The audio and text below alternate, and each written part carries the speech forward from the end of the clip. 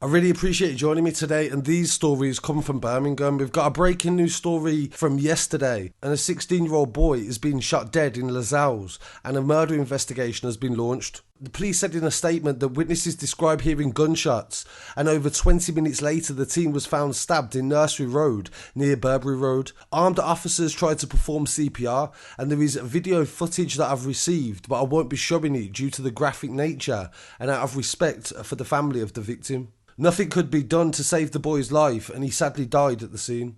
A post-mortem examination will be carried out to confirm the cause of death, and the boy's family have been informed, and specialist liaison officers are with them. Police have said in a statement that overnight they've arrested several people.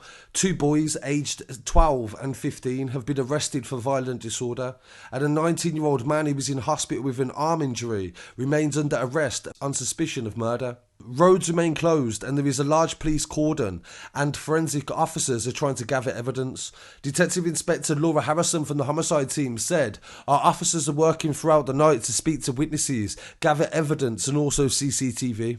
It is still too early to say if we think this is connected to any of the other incidents in Birmingham in the past few days.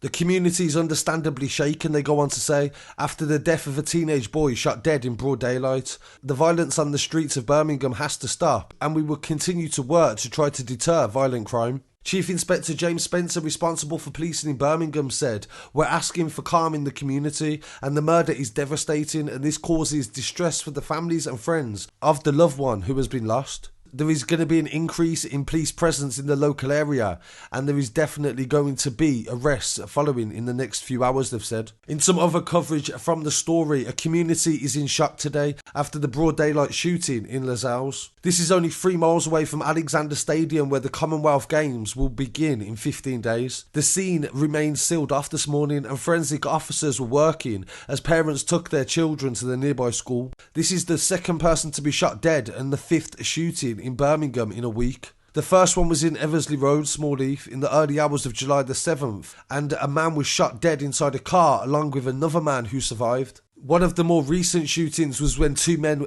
aged 22 and 21 were shot and wounded in Wheeler Street, Newtown on Saturday, July the 9th. A 19-year-old was shot in the leg in Ladywood 12 hours later, and another shooting in Hockley.